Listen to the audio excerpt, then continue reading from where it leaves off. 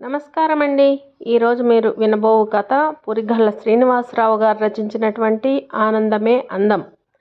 సరళ వేగంగా పరుగులాంటి నడకతో ఎక్కడికో వెళుతోంది. ఆమె మొహంలో దుఃఖం, బాధ స్పష్టంగా కనిపిస్తున్నాయి. కొంతకాలంగా ఆమెను జాగ్రత్తగా గమనిస్తున్న శివాజీకి ఆశ్చర్యం వేసింది. ఏమైంది? ఎప్పుడూ చలాకీగా ఆనందంగా ఉండే పిల్లకు ఇవాళ ఏమైంది? ఎక్కడికి వెళుతోంది అనుకున్నాడు. ఆమె తనను చూడకుండా దూరంగా వెంబడించాడు. అయినా పరిసరాలని పట్టించుకునేలా లేదామె. సరాసరి కోదండరాముడి ఆలయానికి వెళ్ళింది. సమయం ఉదయం 10:30 అవుతోంది. గుడి పల్చగా ఉంది. 2-3 ఉన్నారంతే. ఆమె ఇవేమీ చూడకుండా సరాసరి రాములవారి విగ్రహం ముందు నిలబడింది. తన దైవం శ్రీరాముడిని చూసిన వెంటనే ఏడుపు వచ్చింది. ఆమె స్వామికి ఏదో చెప్పుకుంటున్నట్లు స్పష్టంగా తెలుస్తూనే ఉంది. స్వామికి తన బాధ చెప్పుకున్నాక కళ్ళు మూసుకుని తనకొచ్చిన స్తోత్రాలు చదువుకుంటోంది. ఆమెనే తదేకంగా గమనిస్తున్నాడు శివాజీ. సరళ అంత అందగత్తేమీ కాదు. 5 అడుగులు మించని పొడవు, సమంగా ఉన్న శరీరం.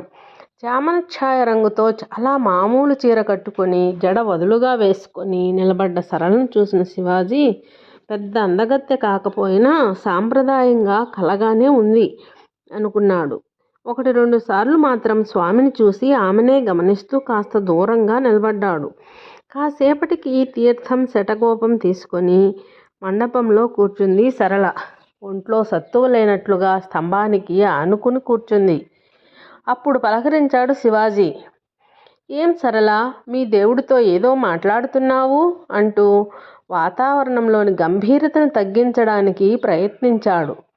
ఒక క్షణం ఉలిక్కిపడి అంతలోనే సర్దుకొని, రా బావా, ఎంతసేపు అయిందొచ్చి అని జరిగి చోటిచ్చింది. ఆమె పక్కనే కూర్చుంటూ మళ్ళీ తన ప్రశ్నను అడిగాడు. ఒక్క క్షణంలోనే తమాయించుకుని, నాకు నా దేవుడికి 1,00,000 ఉంటాయి. అది మా ఇద్దరి మధ్యనే ఉంటుంది అని మామూలుగా కాస్త హాస్యంగా అంది. నాకు తెలుసులే కానీ ఆ దేవుడు నీ సమస్యను తీర్చమని నాకు చెప్పాడు అన్నాడు శివాజీ. ఏం చెప్పాడేం అంది. ఈ వయసులో ఆడపిల్లలు ఏం కోరుకుంటారు? ఒక అందమైన రాజకుమారుడు వచ్చి తనను అందమైన గుర్రం మీద ఎక్కించుకొని తీసుకుని వెళ్ళాలి అనే కదా. ఆ ప్రయత్నం మీదే ఉన్నానని మీ స్వామికి చెప్పానులే అన్నాడు. పకపక నవ్వింది సరళ. నేను నా రాముడిని కోరినది రాజకుమారుడిని పంపమని కాదు. అందుకని తమరేమీ వెతకనవసరం లేదు అంది. మరి? ప్రశ్నార్థకంగా చూశాడు శివాజీ. నిన్న మా పెదనాన్న మా ఇంటికి వచ్చాడు బావా. రావడం మా నాన్నకు బాధ్యత లేదని, ఎదిగిన ఆడపిల్ల కళ్ళ ముందే తిరుగుతుంటే పట్టించుకోవడం లేదని, ఆ పిల్లకు అన్యాయం చేస్తున్నాడని అంటూ సరళను ఇలాగే మోడులాగా ఉంచేస్తావా అని నిలదీశాడు. పాపం నాన్న అమాయకుడు. వాళ్ళ అన్నయ్య అంటే గౌరవం, భయం కూడా. చూస్తున్నాను అన్నయ్య అని తప్పించుకునే ప్రయత్నం చేశాడు. ఆయన వదిలితేగా. నువ్వేం చూడనవసరం లేదు. చక్కని సంబంధం చూశాను. అబ్బాయిది మన దగ్గరి గ్రామమే. బాగా ఐశ్వర్యవంతుడు. పొలం 10 ఎకరాల పైమాటే. సంపాదనకేమీ లోటు లేదు. పాపం అతని భార్య పోయి 10 సంవత్సరం అయింది. 2 సంవత్సరాల పాప.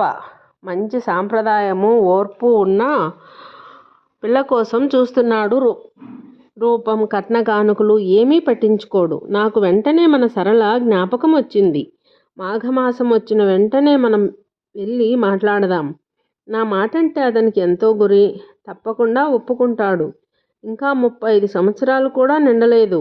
ఇంతకంటే మంచి సంబంధం మన సరళకు తేలేం. ఇదే ఖరారు చేద్దాం అన్నాడు. తనతో మాట్లాడతానన్నయ్య అన్నాడు నాన్న. నీ మొహం అదేం చెప్తుంది? నా పెళ్లి చెయ్యి నాన్న అని అడుగుతుందా? మనమే నిర్ణయించాలి. నువ్వు ఇంకేం మాట్లాడకు. అన్నీ నేను చూసుకుంటాను. సరళంటే నాకెంతో అభిమానం. అందుకే చెప్తున్నాను. నాకు అర్జెంట్ పనుంది. మళ్ళీ వారంలో వస్తాను అంటూ వెళ్ళిపోయాడు. నాన్న ఏమీ అనలేదు. అనడు కూడా. నీకు తెలుసు కదా బావా, ఆయనంత అమాయకుడో. ఏమీ చెప్పలేడు. వాళ్ళ అన్నయ్య మాట కాదనే ధైర్యం ఆయనకు లేదు. మంచిదేగా సరళ, త్వరలో ఒక శ్రీమంతుడికి భార్య కాబోతున్నావన్నమాట అన్నాడు శివాజీ. నువ్వు అలా అంటావేంటి బావా? నీకు తెలియదా నాన్న విషయం? పెదనాన్న మా పొలం కూడా చూసుకుంటున్నాడు కాబట్టి మాకు ఇబ్బంది లేకుండా ఇల్లు గడిచిపోతోంది. అమ్మ ఆయనను కంటికి రెప్పలా కాపాడింది. ఆమె ప్రేమలో రక్షణలో ఆయన జీవితం బాగానే గడిచింది. కానీ పోయిన సంవత్సరం అమ్మ పోయినప్పటి నుండి ఆయన మరీ పిచ్చివాడిలా తయారయ్యాడు. అమ్మలా కాకపోయినా నాకు చేతనైనంత వరకు శ్రద్ధగా నాన్నను చూసుకుంటున్నాను. ఆయనకు వేళకు అన్నీ అందివ్వడం, భోజనం పెట్టడం, మందులు ఇవ్వడం అన్నీ నేనే చూసుకుంటున్నాను. డబ్బు దస్కం కూడా నా బాధ్యతే. ఆయన నాకు తండ్రి కాదు బావా, నా కొడుకు. పెద్దవాళ్ళు ఇచ్చిన కాస్త పొలాన్ని ఆవులను చూసుకుంటూ మా జీవితాలు గడిచిపోతాయి. నేను పెళ్లి చేసుకుని వెళ్ళిపోతే నాన్నేమవుతాడు? ఈ ఊళ్ళో నాకు వచ్చిన లోటేమీ లేదు. పెళ్లి చేసుకోకపోతే బతకలేనా? హాయిగా బతుకుతాను బావా. ఆ రాముడి దయవలన నేను ఇలాగే ఉండిపోతాను. ఈ విషయంలో మా పెద్దనాన్నే కాదు ఎవ్వరూ నన్ను ఒప్పించలేరు. ఏ పరిస్థితిలోనూ నాన్నను వదిలి వెళ్ళే ప్రశ్నే లేదు. అదే రాముణ్ణి ప్రార్థించాను. మా నాన్న నుండి నన్ను దూరం చేయవద్దని, నాకు దృఢంగా నిలబడే స్థైర్యం ప్రసాదించమని. అంతేకాని నువ్వు చెప్పినట్లు రాజు కోసము కాదు, రాకుమారుడి కోసము కాదు. ఆమె స్వార్థ రాహిత్యం, తండ్రి మీద ఉన్న ప్రేమ, బాధ్యతల పట్ల ఉన్న శ్రద్ధ అన్నీ తెలిసినవే. అయినా ఆ క్షణంలో ఆమె మీద గౌరవం ఎంతో పెరిగిపోయింది శివాజీకి. నిన్ను మనసారా అభినందిస్తున్నాను సరళ. ఆడపిల్లలందరూ నీలాగే ఉంటే ఈ సమాజం స్వర్గం అవుతుంది. నువ్వు అనుకున్నది తప్పకుండా సాధిస్తావు. మనిద్దరం పవిత్రమైన దేవాలయంలో కూర్చున్నాము. ఇంతకంటే మంచి చోటుండదు. నిన్ను మనస్ఫూర్తిగా అడుగుతున్నాను. నన్ను చేసుకుంటావా సరళ అన్నాడు. అదిరిపడింది సరళ. బావా, హాస్యానికి కూడా అటువంటి మాటలు అనొద్దు. నువ్వెక్కడా నేనెక్కడా? అందము, చదువు, మంచితనము, ఐశ్వర్యము అన్నీ ఉన్న నీలాంటి వాడికి చక్కని అందమైన చదువుకున్న అమ్మాయి లభిస్తుంది. నాలాంటి అమ్మాయి కాదు. నువ్వే కాదు బావా, మీ కుటుంబంలో అందరూ చాలా బాగుంటారు. ముఖ్యంగా మీ వదిన ఎంత బాగుంటుంది. ఆమెకి తోడికోడలుగా తగ్గ అమ్మాయిని తీసుకురా. సానుభూతితో నన్ను చేసుకుంటానని అన్నా రేపైనా నువ్వు బాధపడతావు. నాకు అటువంటి అత్యాశ కలలో కూడా లేదు బావా. నేను వస్తాను అని లేవబోయింది. చనువుగా చెయ్యి పట్టుకుని ఆపాడు శివాజీ. నీ విషయం నువ్వు చెప్పావు. నా విషయం కూడా విను.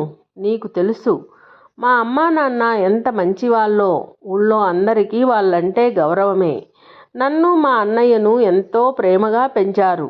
మేము బాగా చదువుకొని మాస్టర్ డిగ్రీ తెచ్చుకున్నాం. కానీ మా ఇద్దరి భావాలు పూర్తిగా విరుద్ధం. పెద్ద ఉద్యోగాలు చేయాలని, అమెరికా లాంటి దేశంలో ఉండాలని అన్నయ్య కోరిక. కష్టపడి ఆ కోరిక సాధించాడు. మన ఊరన్నా, మా పొలమన్నా, వ్యవసాయం అన్నా నాకు చాలా ఇష్టం. జీవితాంతం ఇక్కడే ఉండిపోవాలని, మా పొలాన్నే కాకుండా ఈ గ్రామాన్ని కూడా బాగా అభివృద్ధి చేయాలని నా ఆశయం. అందుకనే ఎంఎస్సి అగ్రికల్చర్ చేశాను. అది అయిన వెంటనే నాన్నకు అసిస్టెంట్గా చేరిపోయాను. ఆయన అనుభవంతో శ్రద్ధతో అందుకున్న వ్యవసాయ జ్ఞానాన్ని ఆకలింపు చేసుకున్నాను. 2 సంవత్సరాల నుండి నాన్న ఎక్కువగా పొలం రావడం లేదు. నేనే చూసుకుంటున్నాను. కొన్ని మార్పులు చేసి ఆదాయం పెంచగలిగాను. ఎంతో ఆనందంగా తృప్తిగా ఉంటున్నాను. నేను, కొద్దిమంది నా స్నేహితులు ఈ గ్రామాన్ని అభివృద్ధి చేసే పని మొదలుపెట్టాం. వీటన్నిటి వలన నాకు తీరికే తక్కువ. అన్నయ్య తన క్లాస్మేట్నే ఇష్టపడి పెళ్లి చేసుకున్నాడు. మా వదినది అపురూపమైన సౌందర్యం. బాగా ఉన్నవాళ్ళు. కోడల్ని చూసి మురిసిపోయారు అమ్మా నాన్న. పెళ్లి తర్వాత సత్యనారాయణ స్వామి వ్రతం కోసం ఈ ఊరు వచ్చింది మా వదిన. మరునాడే హనీమూన్ అని వెళ్ళిపోయారు. మళ్ళీ ఆమె మన ఊరు రానేలేదు. అన్నయ్య ఒక్కడే వచ్చి అమ్మా నాన్నల ఆశీస్సులు తీసుకొని వెళ్ళిపోయాడు. పెళ్ళి అయిన 2 సంవత్సరాల తర్వాత అన్నయ్య ఇండియా వచ్చాడు. కొడుకు కోడలి కోసం ఆత్రంగా ఎదురు చూస్తూ ఎన్నో పిండి వంటలు చేసింది అమ్మ. కానీ ఒక్కరోజే ఉంది మా వదిన. ఎవ్వరితోనూ ఏమీ మాట్లాడలేదు. ముభావంగా ముళ్ళ మీద ఉన్నట్లుంది. ఈ ఊళ్ళో నేను ఉండలేను, మా నాన్నగారి దగ్గరికి వెళ్ళిపోతాను అని మరుసటి రోజే వెళ్ళిపోయింది. అన్నయ్యకు ఎంతో కోపం వచ్చింది. కానీ అమ్మా నాన్న వారించారు. నిజమే కదా బాబు, ఆ అమ్మాయి పాపం ఎప్పుడూ పల్లెటూళ్ళలో ఉండలేదు, తనకు ఇక్కడ కష్టమే, మనమే అర్థం చేసుకోవాలి అని అన్నయ్యను కూడా పంపించేశారు. 2 రోజుల తర్వాత అన్నయ్య వచ్చి 1 వారం ఇక్కడే ఉన్నాడు. మా కోసం కారు కొన్నాడు, ఇంటి సౌకర్యాలు పెంచాడు. నన్ను పొలం తీసుకువెళ్ళి, శివాజీ, నువ్వు చాలా తెలివైన పని చేశావు, ఊళ్ళోనే ఉండిపోయావు, అమ్మా నాన్నతోనే ఉన్నావు. నేను అంత దూరం వెళ్ళి ఆత్మీయులందరికీ దూరమై బావుకున్నదేమిటో నాకే అర్థం కావడం లేదు. కానీ వెనక్కు రాలేని పరిస్థితి, అనుభవంతో చెప్తున్నాను. నువ్వన్నా అమ్మా నాన్నలకు ఒక మంచి కోడల్ని తీసుకురా, మన ఇంటికి చక్కని ఇల్లాల్ని తీసుకురా, ఈ ఊరిని, మన భావాలను, మన పెద్దలను గౌరవించే ఒక మంచి అమ్మాయిని తీసుకురా. పై మెరుగులకు లొంగిపోకు. భగవంతుడి దయ వలన మనకు డబ్బుకు ఏమీ లోటు లేదు. నేను ప్రతి నెల $1000 పంపిస్తాను, దేనికైనా వాడుకో. నీకు అవసరం లేకపోతే ఊరి బాగు కోసం ఖర్చు పెట్టు. ప్రత్యక్షంగా నేనేమీ చేయలేకపోయినా పరోక్షంగా ఎప్పుడూ నీతోనే ఉంటాను. ముఖ్యంగా మనల్ని ఇంత వాళ్ళను చేసిన అమ్మా నాన్నలను సుఖపెట్టు అని కన్నీళ్లు పెట్టుకున్నాడు. నువ్వింతగా చెప్పాలా అన్నయ్య? తప్పకుండా నువ్వు చెప్పినవన్నీ చేస్తాను అని మాట ఇచ్చాను. నా మనసులో ఉన్న మాట కూడా అదే. వదిన ప్రవర్తన చూశాక, మా స్నేహితుల బాధలు విన్నాక నేనేం చేయాలో స్పష్టంగా అర్థమైంది. అప్పటి నుండి నీకు తెలియకుండా నిన్నే చూస్తున్నాను సరళా. చూసే కొద్దీ నాకు ఎంతో ఆనందము, నీ మీద ఇష్టము కలిగాయి. నీ ప్రవర్తన, నీ మంచితనము, నీ దైవభక్తి, మీ నాన్న మీద నీకున్న ప్రేమ, ఆయన పట్ల నువ్వు చూపిస్తున్న శ్రద్ధ నన్ను ముగ్ధుణ్ణి చేశాయి. చెప్పు సరళ, నా భావాలను, నా ఆశయాలను అర్థం చేసుకొని నా వెంట ఉండి నన్ను ప్రోత్సహిస్తూ మా అమ్మా నాన్నలను ప్రేమగా చూసుకుంటూ ఉండటానికి నీకన్నా మంచి అమ్మాయి నాకు దొరుకుతుందంటావా? వదినను చూసే కొద్దీ నాకు ఆమెలో అందం కాదు, వికృత రూపం కనిపించసాగింది. నువ్వు సినిమా హీరోయిన్లా ఉండకపోవచ్చు, కానీ నీ మొహంలో ఆకట్టుకునే సౌమ్యత నాకు ఎంతో అందంగా కనిపిస్తోంది. ఈరోజు అనుకోకుండా ఇలా దైవ సన్నిధిలో కలిసి మనసు విప్పి మాట్లాడుకునే అవకాశం వచ్చింది. ఇది ఆ భగవంతుడి సంకల్పమే. ఏదో సినిమా పాటలో అందమే ఆనందం అని పాడారు. అందం ఆనందం కాదు సరళ, ఆనందమే అందం. తన ప్రేమతో కుటుంబానికి ఆనందం పంచే అమ్మాయే నిజమైన అందగత్తె. ఏమంటావు సరళ? మీ నాన్న కూడా మనతోనే ఉంటారు, నన్ను పెళ్లి చేసుకుంటావా అని ప్రేమగా అడిగాడు. అతని కేసి ఎంతో ఆనందంగా చూసింది సరళ. లేచి వెళ్ళి రాముడికి నమస్కారం చేసింది. తర్వాత శివాజీ పాదాలను తాకి కళ్ళకు అద్దుకుంది. ఎంత వేగంగా గుడికి వచ్చిందో అంతే వేగంగా వెళ్ళిపోయింది. ఈసారి ఆనందంతో, కృతజ్ఞతతో, సంతోషంగా ఆమెనే చూస్తూ గుడిగంట మోగించాడు శివాజీ.